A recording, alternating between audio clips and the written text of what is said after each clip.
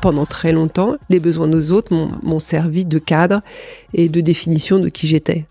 Donc, du coup, je suis une très bonne cuisinière, je suis une très bonne bricoleuse. M'autoriser d'être artiste pour ne rendre service à personne et n'être utile à personne et dépenser de l'argent et ne pas en gagner parce qu'évidemment, il y a ce risque-là, ça, c'est un affranchissement. C'est, à un moment donné, faire passer mon besoin avant celui de l'autre. Et je crois que c'est tout à fait vrai pour les hommes aussi. Enfin, on a tous des sujets d'affranchissement et on n'en a jamais fini avec ça. La fin des règles dans la vie d'une femme, c'est la ménopause. Ici, les femmes qui sont passées par là vous parlent de leurs symptômes, de traitements et astuces, de leur rapport avec leur propre corps, d'intimité, de carrière professionnelle aussi, mais surtout, de la fin des règles, celles que l'on s'impose ou que l'on accepte. En les écoutant, vous trouverez, je l'espère, les bonnes infos pour traverser cette période encore trop taboue. Et puis surtout, j'espère que vous prendrez un shot de confiance et de bonne énergie. Je m'appelle Odayo et j'ai 44 ans. Allez, venez.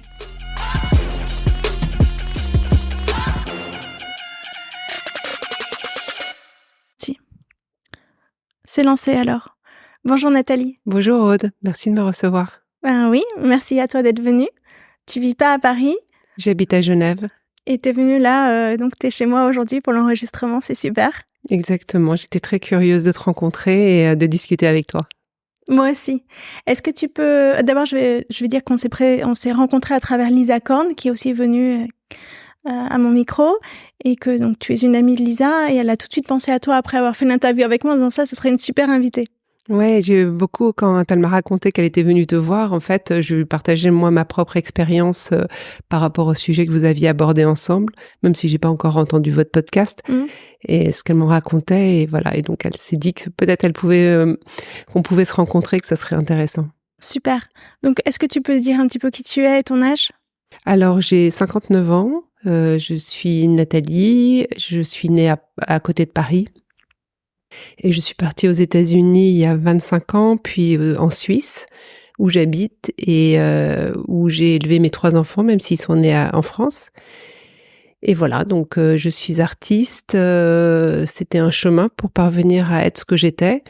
Et donc je suis très très contente de partager ce ressenti, ce chemin qui m'a amenée à être à la fois artiste et en même temps, justement, à travers les âges, à travers les changements dans mon corps, j'ai pu finalement atteindre à une dimension de moi-même auquel je ne faisais pas confiance avant. Une dimension de toi-même. Oui, parce que finalement, j'ai donc toujours été artiste, parce que j'ai toujours peint, sculpté, écrit depuis aussi longtemps que je m'en souvienne, mais j'ai fait d'autres carrières, d'autres choses. Et je pense que cette distanciation de moi-même venait de la difficulté que j'avais à reconnaître à la fois mes émotions, à la fois mes ressentis. Et tant que j'étais dans une forme de norme, c'est-à-dire que je correspondais à ce que la société attendait de moi, d'être une femme, d'être une mère, d'être une mère active, tout se passait bien. Et à un moment donné où j'ai voulu faire un changement de carrière, ou plutôt quand j'ai accepté de changer pour aller vers ce que j'étais, il a fallu complètement tout reprogrammer, et ça s'est fait à peu près en même temps que mon corps se reprogrammait, justement pour sortir de l'état de femme active entre guillemets pour arriver vers juste un état d'être où il y avait plus d'attente de moi en tant que procréatrice, en tant que élément de, comment on pourrait dire, de séduction, ou en tous les cas c'est comme ça que je le voyais à ce moment-là. Est-ce que tu peux me raconter concrètement ce qui s'est passé et quand est-ce que c'est arrivé ce que tu dis là ? Bon, alors, avec quel âge ? Évidemment, c'est un très long chemin. Je me pose beaucoup de questions et les gens ont toujours dit « Ah, mais Nathalie, qu'est-ce qu'elle se pose comme question ?» Mais alors, je comprends pas d'où viennent toutes ces questions. Et donc, j'avais commencé ce chemin vers me réapproprier d'être artiste. Parce que j'avais commencé par quelques expositions où je faisais ce que je pouvais, jusqu'à un moment donné où tout d'un coup, il y a eu une brèche pour moi. Et j'ai commencé à exprimer une pensée originale artistiquement. Et donc, j'ai pu assumer d'être artiste et j'ai un peu envoyé balader tout ce que je faisais par ailleurs pour me consacrer, me définir comme artiste et avancer. Et donc, j'avais fait ma première grosse installation à Genève, peut-être en 2009. Donc, en 2009, je suis de 64, j'avais 34 ans ou 35, non, 44 ans. Et tout d'un coup, je me suis vue prise en étau entre moi en tant que jeune artiste qui commence une carrière et moi en tant que femme qui allait vers la péremption et qui allait se fracasser contre un mur où j'allais être d'une part en concurrence avec des jeunes artistes qui étaient vraiment des jeunes artistes qui sortaient de l'école alors que moi j'étais totalement autodidacte et en même temps où mon corps me disait maintenant c'est le début de la fin. Donc Qu'est-ce qui t'a dit ton corps? Tu peux décrire ce que tu ressentais? Je ressentais rien de spécial parce que j'ai été ménopausée plus tard, hein. Même les premiers ménopauses a été plus tard, hein. Mais c'était une sensation que ça arrivait à grande vitesse. Et peut-être que ma particularité artistique ou d'être, c'est de ressentir les choses et d'être très en préhension avec.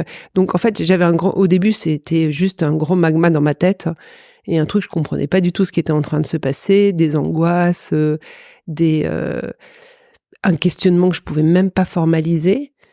Et puis, à un moment donné, j'ai commencé à faire des œuvres qui étaient des broderies. Et ces broderies sur papier, sur fil de fer, sur trame en fil de fer, c'était des histoires de femmes, en fait. Et ça commençait de la naissance et ça suivait leur parcours jusqu'à la mort.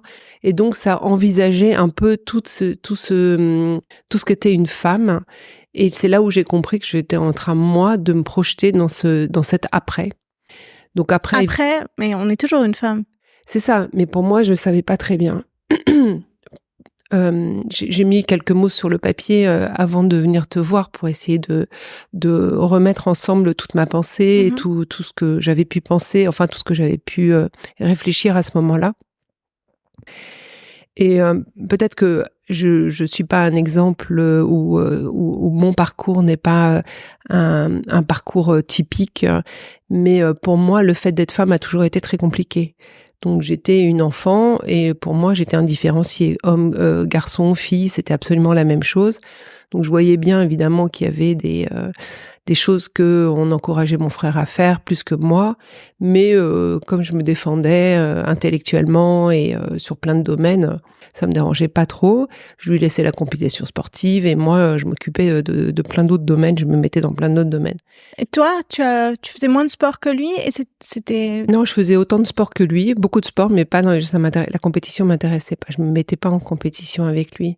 Mais le sentiment que je garde de cette enfance et que je continue à ressentir jusqu'à aujourd'hui, c'est un sentiment de grande injustice que pour moi, je trouvais totalement injuste que les femmes soient là pour mettre au monde des enfants, qui allaient eux-mêmes mettre au monde des enfants. Et donc, les hommes sortiraient du rang pour aller accomplir des choses, tandis que les femmes resteraient à la maison ou bien seraient limitées dans leur action pour pouvoir accomplir le fait de faire des enfants qui feraient des enfants, etc. Et tu dis que ça, c'est une injustice qui remonte à l'enfance? Ça veut dire que le message de tes parents était très, très clair et très, très genré? Pas du tout. Pas du tout. C'était vraiment des messages inconscients, je crois. Donc mes parents étaient plutôt très ouverts, mais évidemment il y avait il y avait des histoires évidemment. Alors je rajoute à ça. Alors voilà, je bafouille, je bégaye parce que je suis en train de faire remonter les images et en fait, quelque chose que je sais aujourd'hui, c'est que j'ai toujours été habitée et peut-être embarrassée de l'histoire de mes parents, de l'histoire de ma famille, de l'histoire de mon peuple. Je suis juive et donc je suis née en 64, donc de parents qui étaient des enfants cachés. Tu veux dire tous les deux des enfants cachés? Oui, tous les deux des enfants cachés, c'est-à-dire cachés dans la mesure où pour échapper, ils étaient cachés, donc ils étaient cachés avec leurs parents. Pour mon père, essentiellement avec sa mère, parce que son père était prisonnier de guerre avant qu'il ne s'échappe. Pour ma mère, son père avait été raflé au moment de la rafle des billets verts, qui était une rafle qui avait lieu en 41 et où les juifs étrangers avaient été se faire recenser. Et les hommes avaient été emmenés, mon grand-père avait été emmené à Bonne-la-Rolande et il avait un peu compris ce qui se tramait et lui avait réussi à s'échapper, tandis que son beau-frère avec qui il avait été raflé, lui a été envoyé à Auschwitz. Et donc quand il est revenu, ils se sont cachés, donc ils étaient ensemble. Bref, il y a eu plein d'histoires, évidemment, toutes les histoires de gens qui ont survécu, les gens qui ont survécu ont tous des histoires à raconter. Et une grande partie de la famille de ma mère a été déportée, et notamment sa petite cousine qui avait 2 ans de moins, qui a cristallisé, je crois, toute la tragédie et tout le manque et toute la perte et toute l'horreur et l'injustice de ce qui s'était passé. Et je pense que j'ai toujours porté la nécessité d'accomplir quelque chose, de justifier mon existence par le fait d'accomplir quelque chose. Et j'étais hyper coincée, mais sincèrement, je crois pas que c'est lié à mes parents. Je pense que c'est moi et quelque chose que j'avais intégré de ce qui se passait, du message qui était autour de moi, du silence essentiellement aussi qui était autour de moi et qui faisait que, évidemment, on parlait pas des fantômes, même si j'ai eu le sentiment d'être élevée avec eux, parce que de la même façon que mes grands-parents maternels, après la guerre, avaient donné tout ce qu'ils pouvaient à leurs enfants pour que ils aient une jeunesse qui rattrape la jeunesse qu'ils n'avaient pas eue pendant la guerre. De la même façon, mes parents faisaient en sorte que on parte en vacances, qu'on aille en colonie de vacances et qu'on ait toujours la vie la plus légère et la plus facile possible, celle qu'eux n'avaient pas eue, l'enfance qu'ils n'avaient pas eue. Mais moi, j'avais bien compris qu'il y avait des choses et des gens et des lourdeurs et des peines et des choses auxquelles j'accédais pas. Donc j'avais un sentiment que quand même, il fallait que j'accomplisse quelque chose dans ma vie. Et c'est là où je me trouvais un peu en étau, un peu comme dans un cul-de-sac, en fait, où à la fois je voulais accomplir toutes ces choses-là et en même temps, je me sentais toute petite et très fragile et sans moyens, sans façon de pouvoir le faire. Et j'ai bien compris, j'ai bien intégré rapidement que le fait d'être une fille, par les réflexions débiles que les gens faisaient, j'étais la plus jeune évidemment de la fratrie, mais j'étais la plus jeune des amis de mes parents, donc j'étais toujours la petite, celle qui est... Et peut-être que c'est une extrapolation sur ce qu'on peut imaginer d'une femme qui va pas avoir la puissance, la possibilité, etc. Parce que c'est la petite, donc la pauvre, on la protège, etc. Toujours, tout ça pour dire que j'avais ce sentiment d'injustice ou de rage ou de volonté de faire plus. Mais donc j'ai essayé de faire beaucoup de choses, mais pas d'écouter ce que j'avais besoin de dire. Je me suis un peu perdue, je crois. Qu'est-ce que tu as fait avant de devenir artiste? Donc je voulais faire une école d'art et mes parents m'ont dit que je pouvais faire beaucoup mieux. Je suis plutôt volontaire, donc je me suis pas beaucoup battue. Je sais aujourd'hui que j'avais besoin de faire un travail sur moi-même pour pouvoir réaccéder justement à tout ce ressenti, à toute cette connexion avec ce qui m'entoure, pour pouvoir assumer de réaliser ce que je fais artistiquement. Et donc j'ai fait des études de droit et d'économie. J'ai été m'inscrire à Nanterre et j'ai marqué droit et économie en me disant que je choisirais bien. Puis en fait j'ai mené les 2 maîtrises ensemble et le DSS de l'audiovisuel. Et puis ensuite, j'étais un peu coincée là dans ce truc qui était pas du tout créatif. Donc c'était le début des télés libres. Donc je m'étais inscrite dans un DESS, ça existe pas, mais c'est un 3e cycle. C'est comme un master 2++, à la Sorbonne ça s'appelait droit et administration de l'audiovisuel. Et donc ça s'occupait à la fois de télé, de production. C'était assez rigolo parce qu'il y avait tous les producteurs qui venaient comme profs. Il y avait tous les directeurs de chaîne qui venaient comme profs. Donc c'est assez rigolo. Et puis donc je m'y suis trouvée et je m'y suis bien amusée, mais je me suis pas trop bien reconnue dans la créativité. Je suis partie pour faire de l'immobilier. Et là, j'étais promoteur marchand de biens à 22 ans, donc je me suis bien amusée. Et puis ensuite, j'étais dans les nouvelles technologies, et puis ensuite, j'ai été dans les associations, et j'ai été pendant 10 ans présidente européenne des Amis européens de l'Université de Jérusalem, qui est une université universaliste. Et puis pendant tout ce temps, le chemin se faisait. Je me disais, est-ce que je retourne travailler? Et puis à chaque fois que j'allais voir des chasseurs de tête, les gens me disaient, mais vous avez une passion, j'avais commencé à exposer.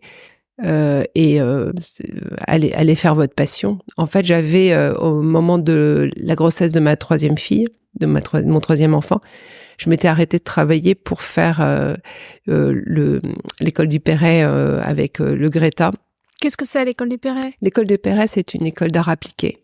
Et donc pendant 6 mois, je me trouvais à mi-temps à faire de la peinture, de la sculpture et de l'histoire de l'art. Et j'étais hallucinée qu'on pouvait passer sa journée à faire ça. Je me disais, mais qu'est-ce que j'ai perdu comme temps? Mais après, il m'a fallu tout un long moment pour arriver à évacuer un peu tout les détritus qui s'étaient emmagasinés, en fait, d'aller exprimer un peu comme un robinet qui est rouillé, donc il faut faire couler l'eau pour clarifier, laisser passer les choses. Donc j'avais fait des peintures assez existentialistes, avec des sculptures très figuratives et puis on est parti aux États-Unis et je me suis inscrite à NYU pour aller faire de la sculpture en me disant je vais continuer comme ça ma pratique puisque j'étais pas censée travailler à ce moment-là. Et à NYU, je suis arrivée dans un atelier de conceptuel. Et moi, à ce moment-là, conceptuel et diable, c'était pareil. Donc, j'ai dit, oh là là, mais qu'est-ce que je fais là? Et comme j'avais beaucoup de diplômes, ils m'ont proposé de faire un doctorat. Pourquoi conceptuel et diable, c'est pareil? Qu'est-ce que ça signifie, ça? Ça m'aurait obligée à réfléchir, en fait, à ce que j'étais en train de faire. Et pas simplement faire. C'est-à-dire de prendre du recul par rapport à ce que j'étais en train de faire et de me reconnecter avec une dimension, invisible du travail artistique, de mon travail artistique notamment. Et puis à ce moment-là, il y avait aucun discours. Vraiment, j'avais le sentiment de faire ce que je pouvais. Donc, il aurait fallu que je me mette dans une dynamique volontariste qui me faisait très très peur en fait. Et je suis partie en courant, donc j'ai pas du tout fait ce doctorat. Et quand on est arrivé en Suisse, il s'est avéré que j'ai été faire une psychanalyse parce que il y a eu un événement familial qui a fait qu'on est parti chacun, tout le monde a été regardé en psychanalyse, en psychothérapie, etc. Tu veux bien en parler? Pas trop parce que ça m'implique pas moi, mais en tous les cas, moi, ça a été un déclencheur, ça m'a permis d'aller regarder à l'intérieur de moi.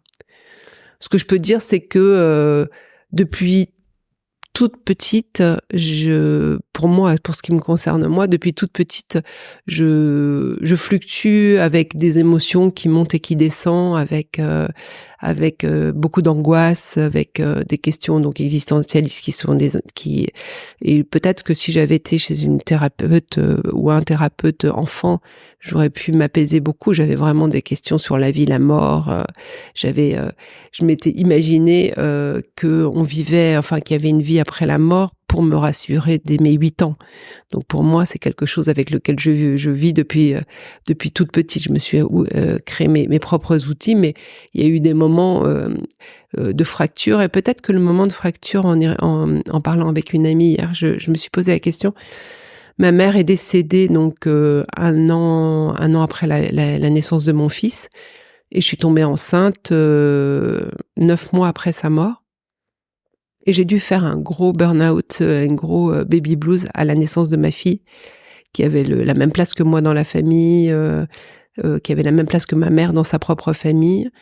Et donc ça s'est comme ça un peu auto-nourri jusqu'à cet événement où j'ai été regarder vraiment ce qui se passait. Je pense que ça a été une espèce de déflagration qui se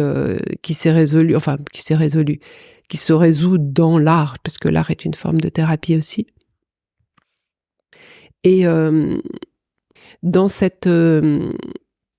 du fait de cette thérapie, j'ai réussi à m'apaiser et à reconnecter avec mes intuitions et avec mes émotions.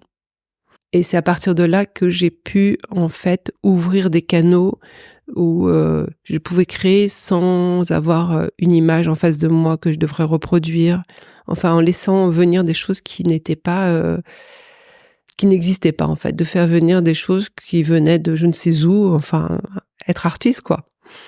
Finalement, avant, j'étais une exécutante, je faisais de la peinture et de la sculpture, mais à ce moment-là, je pense que j'ai pu acquérir le titre ou pouvoir embrasser le fait d'être artiste, c'est-à-dire d'aller accéder à quelque chose qui me dépasse, de le matérialiser sous une forme quelconque.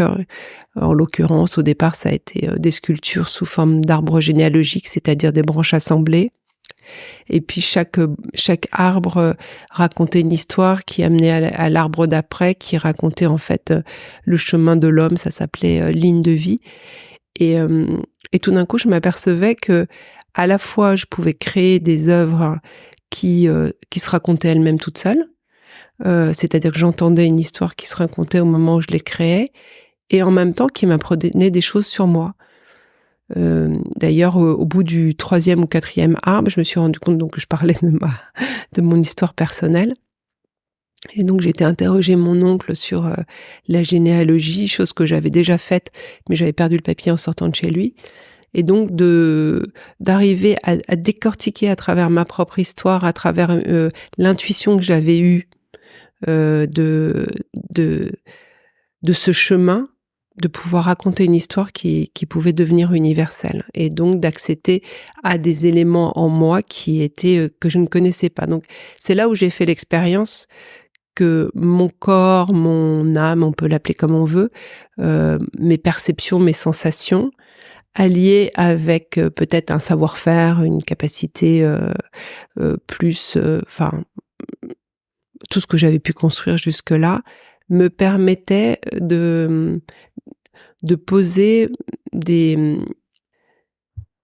une matérialité. Donc ça allait être des peintures, ça allait être des sculptures, ça allait être des textes, ça allait être du son, ça allait être plus tard de la vidéo, de la photo, des installations, etc., qui à la fois permettaient d'exprimer quelque chose que j'avais déjà compris et en même temps m'apprendre quelque chose que je ne connaissais pas.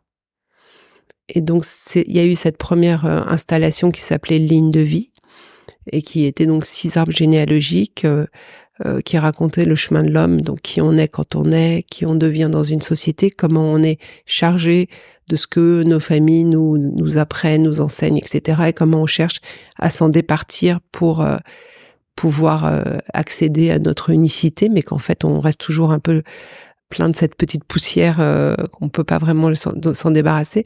Comment, pour s'en débarrasser, on part en exil, donc les exils volontaires, les exils imposés, etc. Et comment on se déplace avec nos fantômes, avec nos bagages de tout ce qui nous appartient pas. Comment il faut le déposer.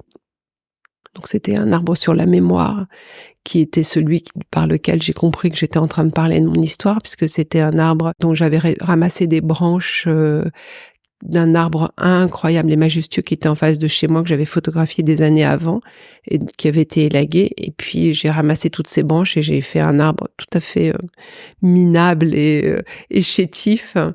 Mais dans la chaleur de l'atelier, tout d'un coup, il a germé. Donc il y a eu une branche qui a refleuri. Enfin, il y a les feuilles qui... Et j'en ai fait le portrait. Et c'est là où je me suis dit, moi, je suis pas morte de ces gens qui sont morts avant moi.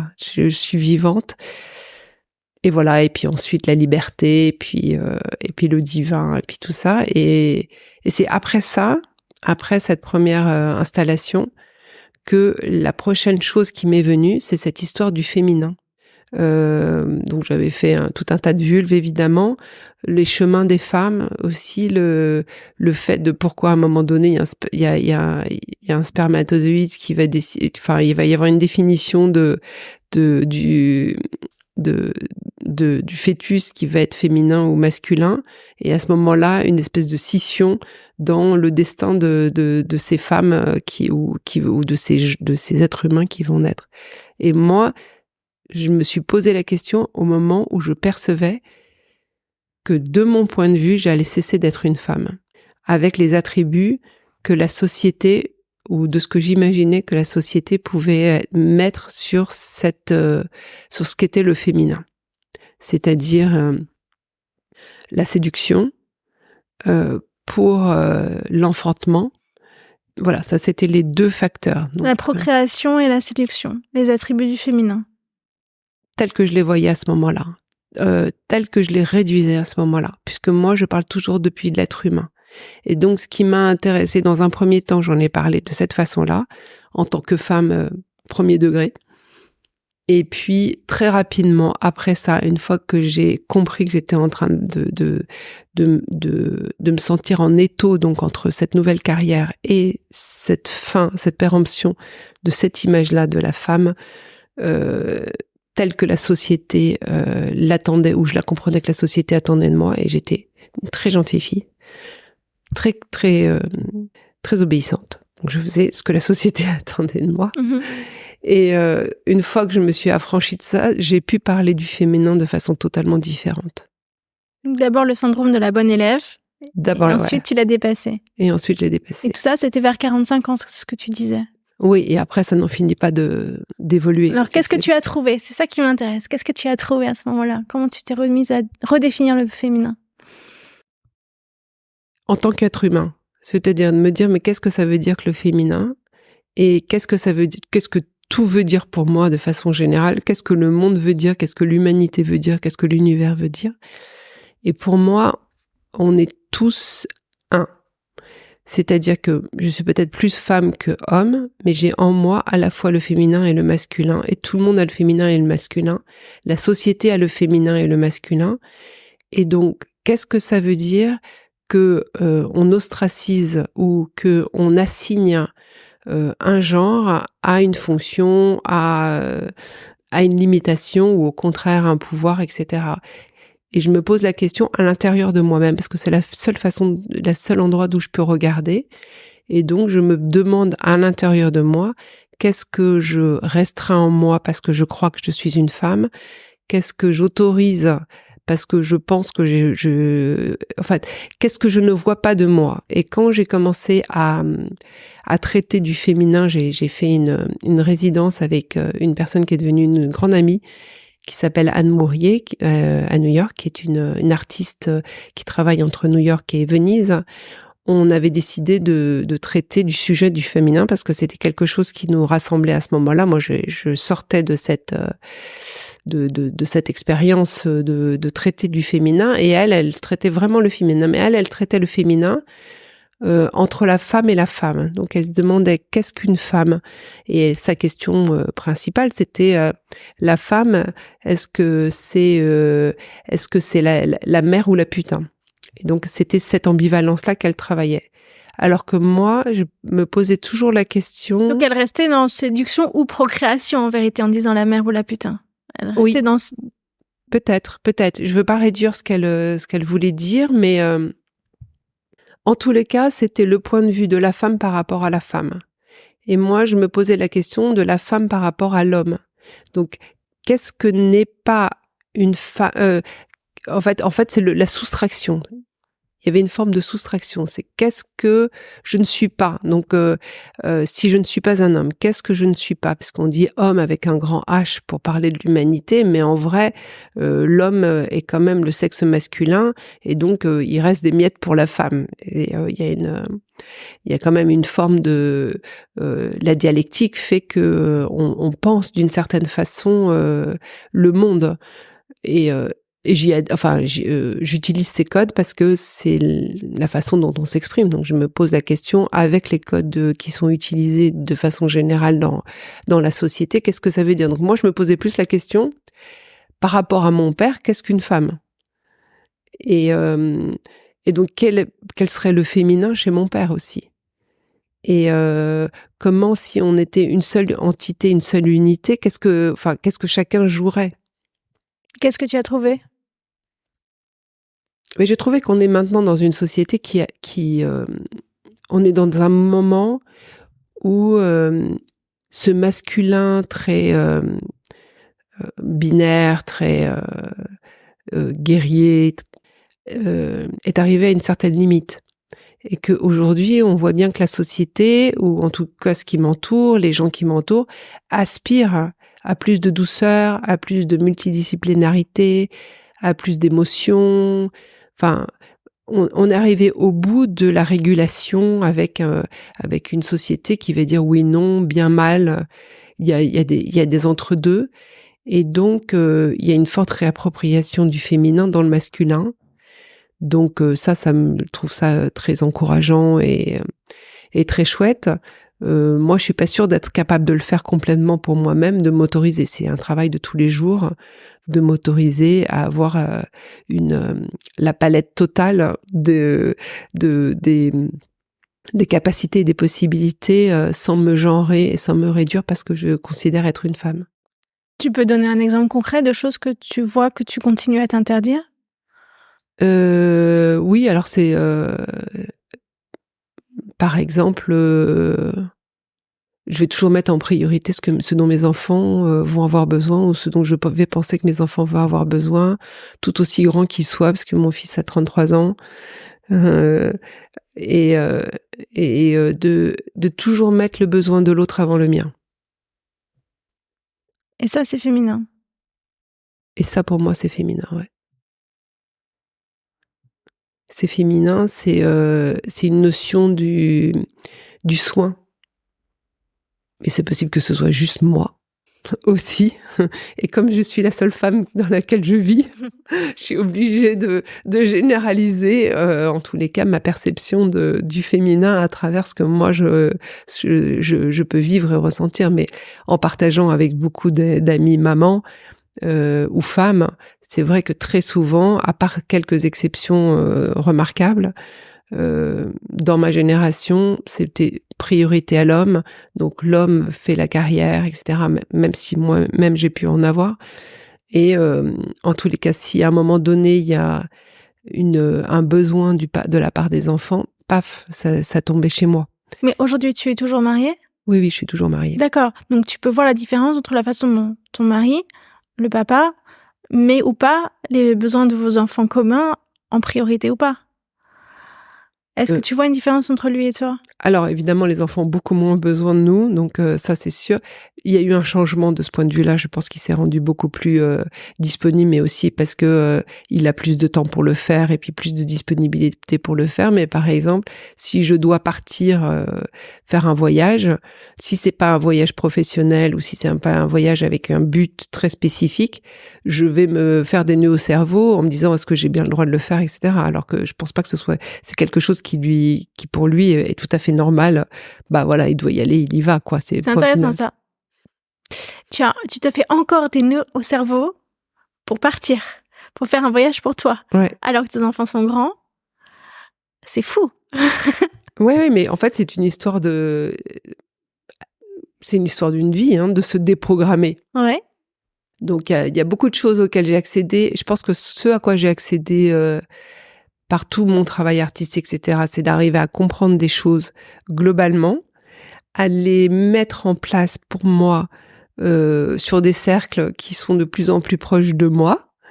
Mais c'est un travail de tous les jours que de mettre des limites et de m'autoriser à faire, ce que j'ai à faire pour moi-même, et ce que j'appellerais égoïstement. Est-ce que tu crois que tu as un autre exemple à donner de cet ordre-là? Je sais pas, par exemple, dans le domaine du bricolage, est-ce que tu vois des choses, Ah non, mais le bricolage, c'est moi qui c'est ton bricole. domaine, forcément. Non, non, il y a beaucoup de choses que je prends Du totalement en masculin que tu charge. t'es totalement approprié. Exactement. Mais je vois, enfin autour de moi, je vois bien qu'il y a une forme de susceptibilité par contre masculine à ce que, il y a un pouvoir féminin. J'ai une amie qui est une vraie féministe, qui est une femme qui doit avoir 75 ans et qui est incroyable, qui a accompli des choses merveilleuses et incroyables. Mais quand elle me parle de son chemin, elle me raconte, qu'elle soit séparée, divorcée depuis longtemps, elle me raconte comme ça avec gourmandise comment elle faisait croire à son mari que c'était lui qui avait fait les choix qu'elle faisait elle.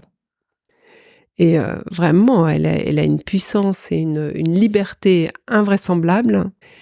Mais elle reste quand même dans cette idée que l'homme est une pauvre chose fragile et qu'il faut surtout pas le faire descendre du piédestal.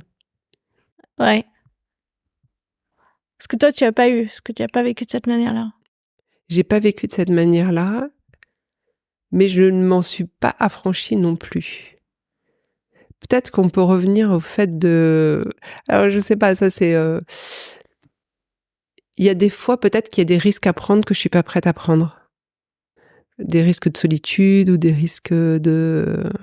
Donc évidemment, quand j'arrive aux limites, je les prends. Donc je peux tout envoyer balader et puis finalement, tout se résout très, très, très, très bien. Mais je peux avoir peur qu'à un moment donné, de casser la baraque, quoi. En fait, c'est ça, c'est peut-être ça. C'était une idée de si je dois prendre toute ma dimension, ça risque de casser la baraque. Mais au fur et à mesure, La baraque au sens le foyer? Toutes les baraques, ouais. Il y a, dont celle du foyer, effectivement. Mais au fur et à mesure, j'ai caché des baraques.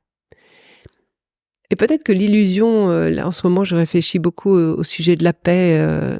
Et en fait, j'arrive à la conclusion qu'il n'y a pas de paix. Il y a des moments de paix. Et donc,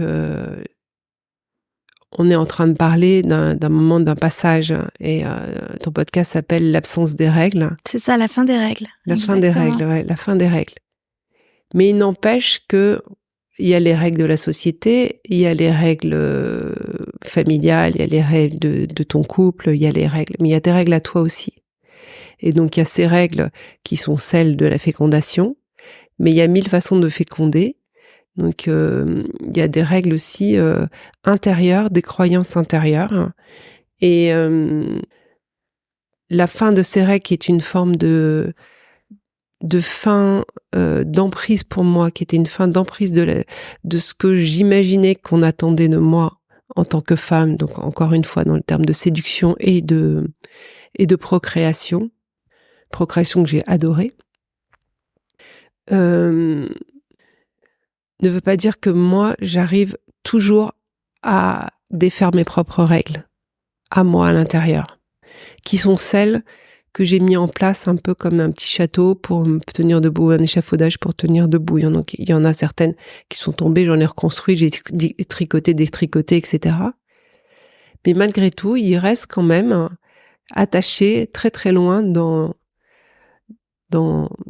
l'histoire, dans l'humanité, des éléments dans lesquels moi j'ai encore du chemin à parcourir. Est-ce que tu arrives à être plus spécifique?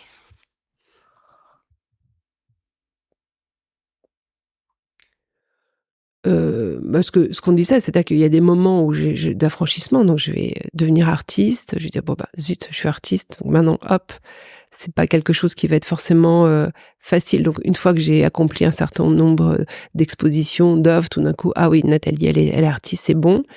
Mais pourquoi elle avait quitté tel et tel job qui était tellement shining et tellement gratifiant pour les gens qui m'entouraient ou qui pensaient qu'il l'était pour moi.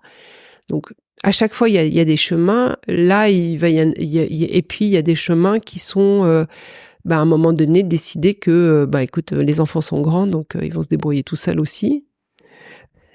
En vrai, c'est de prendre le risque de la solitude. La solitude, ça commence quand les enfants s'en vont? Non, la solitude, c'est accepter qu'à un moment donné, ce que je ressens pour moi-même, d'abord le croire, est plus important que ce que je pense que ce dont les autres ont besoin.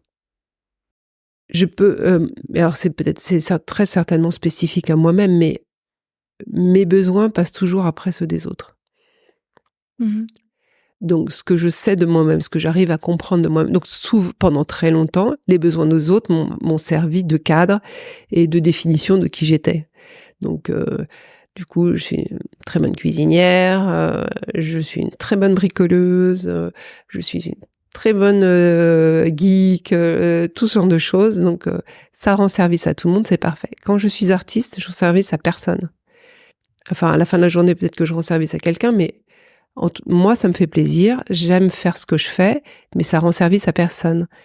Donc, dans un premier temps, m'autoriser à être artiste pour ne rendre service à personne et n'être utile à personne, et dépenser de l'argent et ne pas en gagner, parce qu'évidemment, il y a ce risque-là, ça, c'est un affranchissement. C'est, à un moment donné, faire passer mon besoin avant celui de l'autre. Et faire passer mon besoin avant celui de l'autre, ça va être ne pas faire à manger, ça va être ne pas être disponible quand on a besoin de moi, ça va être le risque pour moi, enfin, ce qui me fait encore peur sur certains domaines, ça va être de me retrouver toute seule, d'être abandonnée, en fait, de ne plus être aimée parce que je ne serai plus utile à la société. Peut-être que là, on arrive à quelque chose qui, pour l'absence de règles, qui me ramène un peu à la notion de sorcière, en fait. Ce fait que les femmes doivent être utiles, enfin, les êtres humains, de façon générale, doivent être utiles, mais les femmes en particulier, et l'image qu'on a eue de la sorcière, même si je trouve qu'aujourd'hui, on met sorcière à toutes les sauces et le terme est très, très galvaudé. Aujourd'hui, une sorcière, c'est une femme libre. C'est une femme qui s'est libérée de toutes ces règles. Oui, mais moi, je vais te demander, est-ce que toi, tu es libérée de toutes ces règles? Pas encore. Et je sais pas si tu le seras jamais. Et en fait, c'est ça quand je reviens à cette idée de paix.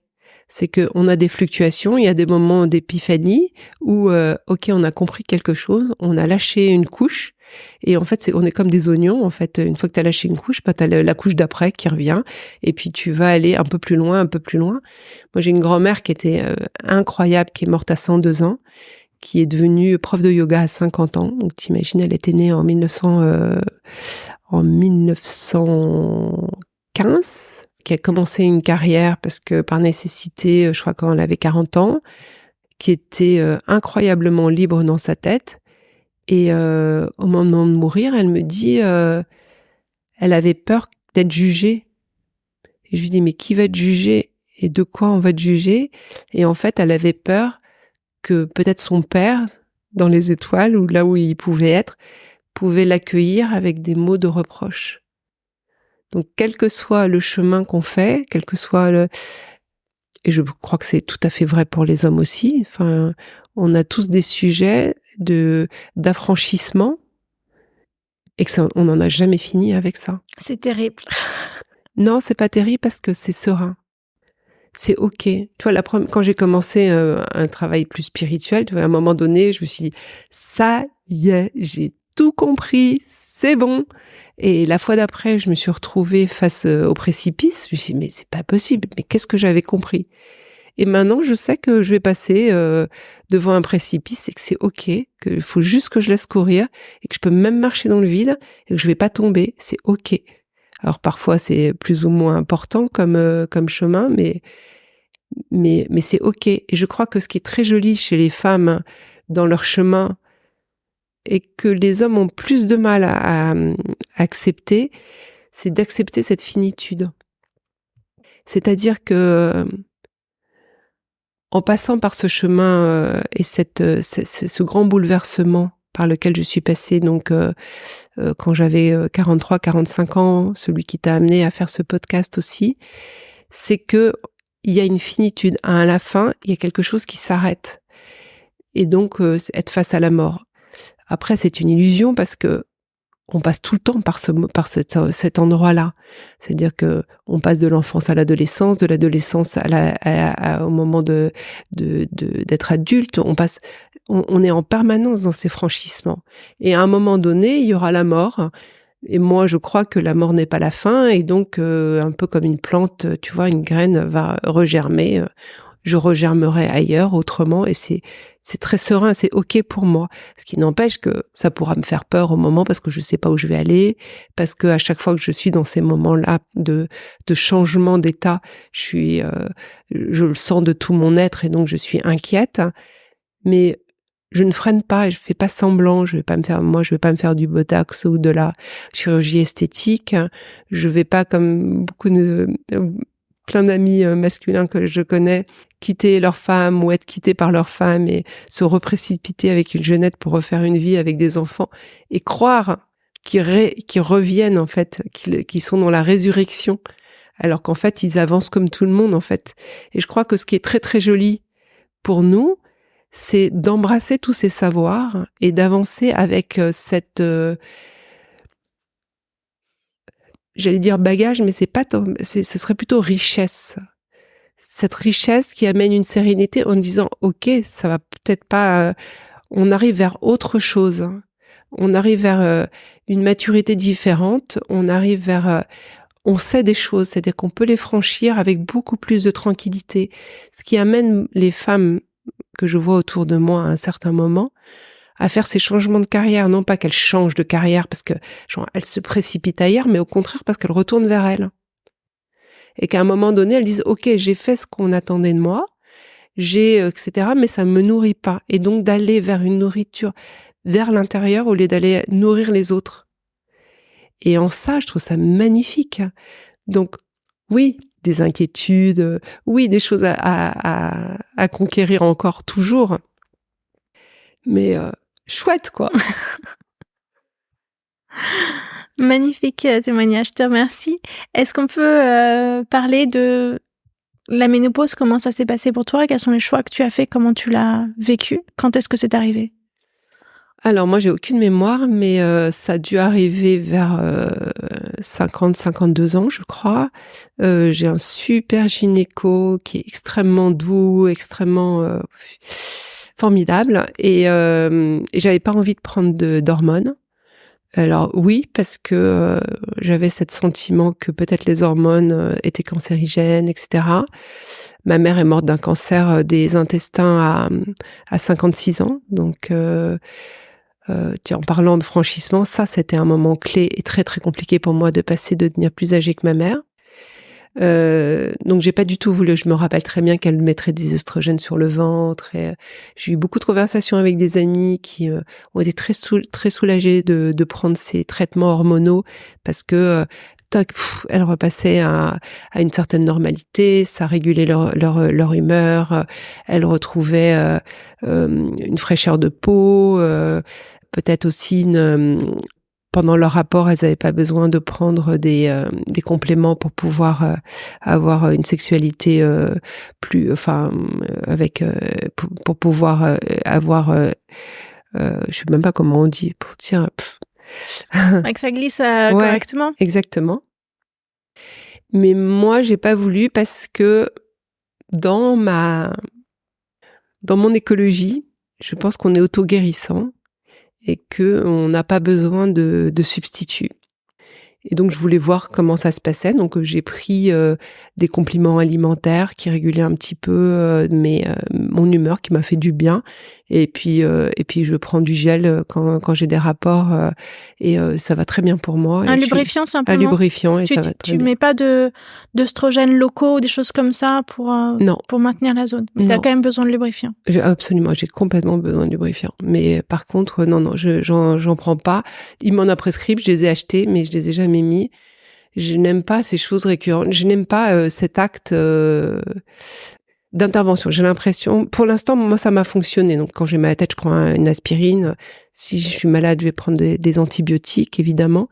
Mais je vais toujours me poser la question de pourquoi j'ai mal à la tête et pourquoi j'ai besoin d'antibiotiques. Et puis, c'est un jeu avec mon mari, donc ça va très bien. Je crois qu'il le vit bien aussi, donc Et tu n'as pas connu une baisse de libido? Parce que tu dis que avec le lubrifiant, du coup, ça fonctionne. Mais est-ce que tu as eu la vie sexuelle que tu avais avant? Comment est-ce que tu pour moi, au contraire, ces éventuels changements? Moi, ça me libère beaucoup. Le fait de pas avoir de règles, de pas avoir d'attente, etc. Je sais pas, je suis plus à l'aise avec mon corps. J'ai un corps qui correspond mieux à ce que je voulais que par rapport à quand j'avais 40 ans où je me battais toujours avec des kilos et donc j'étais toujours dissociée entre être à l'intérieur, être à l'extérieur, est-ce que j'étais conforme. Donc en fait aujourd'hui je suis beaucoup plus à l'aise, je suis beaucoup plus contente de qui je suis peut-être et ça me permet de mieux me connaître et non, au contraire, c'était plutôt, ça n'a pas eu de rapport et de lien du tout pour moi. Tu as eu de la chance d'avoir des symptômes qui étaient tout à fait gérables pour toi et que tu as pu surmonter sans aide, juste avec des compléments alimentaires qui ont bien fonctionné pour toi. Oui, alors il y a un truc qui m'a beaucoup aidée, c'est qu'à un moment donné, j'avais évidemment beaucoup de bouffées de chaleur, mais j'allais vraiment pas bien. J'ai eu beaucoup d'infections urinaires et j'ai arrêté le sucre et tout s'est résolu. Ah oui, donc quand même, t'aurais eu des choses un peu sérieuses si t'avais pas changé ton hygiène de vie à un moment. Je pense. Je pense sincèrement et donc j'étais plus à l'écoute et en mangeant moins de sucre. Alors, je dis pas Qui t'avait recommandé d'arrêter le sucre pour les infections urinaires? Alors, ça va te faire rire, Je crois qu'on en a parlé avec avec ma chamane, je crois. J'ai une amie chamane et on en avait parlé à un moment donné. Elle m'a dit là, faut que tu fasses gaffe. Et en fait, pour moi, le sucre, c'est une compensation. C'est une façon d'aller chercher quelque chose qui me manque, en fait, de retrouver une satisfaction rapide dans des moments de tristesse ou d'inquiétude ou ce genre de choses. Et donc, évidemment, ça se nourrissait pas mal. Et je sais plus si c'est elle qui m'a proposé d'arrêter le sucre ou si c'est moi qui me suis dit, bon, bah, on va arrêter le sucre, on va voir ce que ça donne. Et plus de bouffées de chaleur. Et franchement, mon état de santé s'est bien amélioré. Donc maintenant, tu restes comme ça? Oui, alors je dis pas, hein, ça m'arrive de prendre des trucs sucrés. Hier, j'ai pris une crème brûlée avec ma fille. J'avais un peu mal au ventre ce matin, mais cet hiver, par exemple, j'ai repris pas mal de sucre, et puis évidemment le sucre entraînant le sucre. Pof, le soir, je me couchais, j'avais ces bouffées de chaleur, et surtout que j'ai eu pas mal de brûlures d'estomac, et ça m'embêtait. Puis j'ai réussi à rediminuer, et puis maintenant ça rentre dans l'ordre. Tu veux dire que c'est vraiment, il y a une sorte d'addiction qui se fait très très vite. À partir du moment où tu commences à en prendre, ça devient difficile d'arrêter. Puis quand t'arrêtes, c'est beaucoup plus facile de pas en prendre. Ouais, ah oui, complètement. J'ai l'impression que c'est vraiment comme une drogue. Ah, moi, je prends beaucoup de sucre et je suis très rassurée parce qu'il y a une femme ayurvédique qui m'a dit que j'étais Vata et que du coup, c'était des gens qui mangeaient énormément de sucre. Et que c'était OK pour toi? Et j'en ai conclu que c'était OK pour moi. Je dis, bon, je vais continuer comme ça. Ouais, mais c'est super. Mais par exemple, si à un moment donné, tu vois que tu as des bouffées de chaleur, parce que je sais pas si c'est ton cas encore. Non, pas du tout encore. Mais si tu les arrêtes et tu vois si ça t'aide, sinon il y a peut-être autre chose à arrêter. Mais effectivement, moi, je manque de feu, donc c'est pas du sucre qu'il me faut. Mais oui. Est-ce que tu fais du sport? Ouais. Tu as l'air d'être très athlétique quand je te vois là. Ouais, alors ça fait partie justement des magnifiques choses que mes parents m'ont donné. Donc j'étais pas du tout dans la compétition. Par contre, on était dans le sport dans tous les sens. Donc effectivement, j'ai le sentiment qu'il faut que je fasse bouger mon corps. Mais je suis pas non plus une stakhanoviste. Je vais pas aller courir ou ce genre de choses. Je marche, je fais du vélo, je fais du ski en saison. Parce que de Genève, c'est facile. Ouais. Voilà, c'est ce genre de choses que je fais. Je fais beaucoup de pilates. Et qui a été aussi le pilate, la façon dont j'en fais, c'est un pilate incroyable. Qui est très lié au fascia, et en fait c'est assez philosophique. Une façon, c'est comment re-rentrer dans le corps et d'écouter ton corps et de ne faire que ce que le corps accepte de faire et trouver d'autres chemins pour le faire si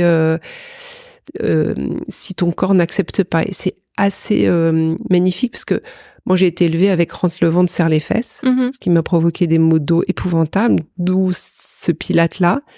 Et très souvent, je vais aller contracter mes abdominaux pour faire un exercice difficile et de pas passer.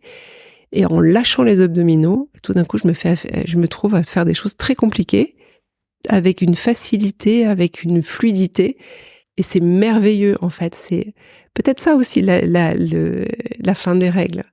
C'est de trouver d'autres chemins.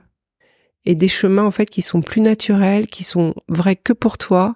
Et la prof, elle dit toujours, non mais prends le chemin, alors peut-être tu peux passer par là, peut-être tu peux passer par là, mais... Et en fait, c'est de laisser à l'autre et de lui dire, c'est toi qui sais pour toi. Et c'est valable. Et il n'y a pas de normes, en fait. Et voilà, je voudrais faire tout dans ma vie comme ça. Que toutes les expériences, que ce soit le sport, la cuisine, le rapport à l'autre, le rapport à moi, le rapport à mon art, ce soit juste, parce que c'est juste pour moi. Fantastique. Je suis épatée de la liberté que tu te construis au fur et à mesure du temps, qui est née apparemment vers 45 ans quand tu as décidé d'être totalement une artiste, enfin même plus tôt, parce que non, à peu près à ce moment-là, ce que tu disais tout à l'heure. Et je trouve que c'est très prometteur, ça donne envie de suivre ton chemin. Merci beaucoup, Aude, mais c'est génial, franchement, la vie est une grande joie, en la prenant telle qu'elle est, en prenant tout, ouais, c'est ça, en se coulant dedans. Je te remercie. Merci beaucoup. Je prends le micro quelques minutes pour vous dire que j'ai lancé une newsletter.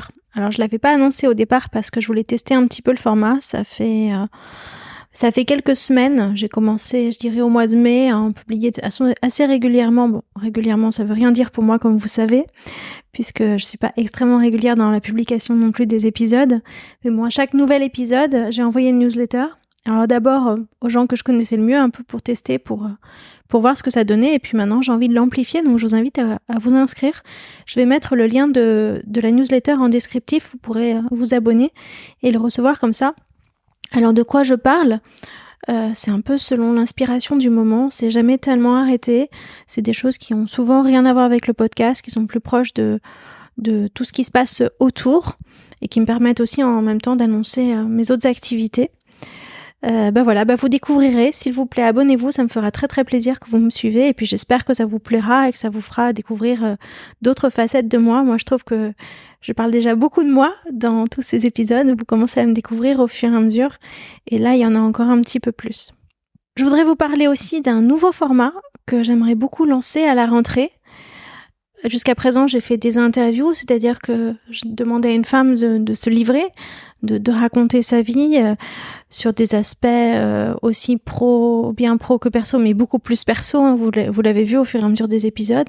On est vraiment dans l'intime. Plus ça va, plus je pousse à aller dans cette direction-là parce que c'est vraiment ce qui me parle moi. Et j'aimerais aussi aller chercher des femmes qui ne viendront jamais témoigner. Qui se disent j'adore écouter, mais témoigner c'est pas pour moi, je le ferai pas, je me sens pas à l'aise de raconter ma vie, mais qui ont quand même une vie et une expérience qui serait très belle à partager et à raconter. Et pour ça, je voudrais créer donc un nouveau format de témoignage dans lequel c'est moi qui raconte le témoignage et c'est une invitée qui vient commenter ce témoignage, dire ce qu'elle en pense, apporter un éclairage, un regard. Donc toujours un épisode à deux, mais avec beaucoup plus d'anonymat pour la personne qui se livre. Et pour ça, donc, j'ai besoin de vos témoignages.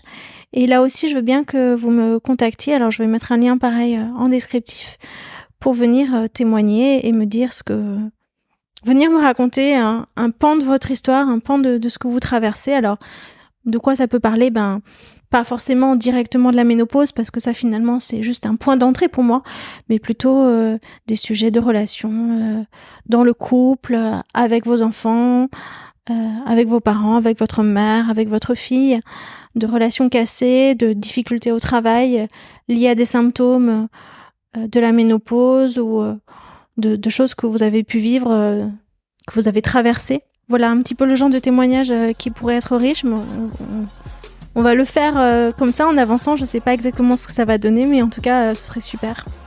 Voilà, je vous remercie beaucoup et je vous dis à très vite. J'espère que vous aimez toujours autant. Je sais pas quelle sera la régularité pendant l'été. Je vais faire au mieux. J'ai très envie de continuer les épisodes et à vous nourrir de cette manière. À très bientôt. Au revoir.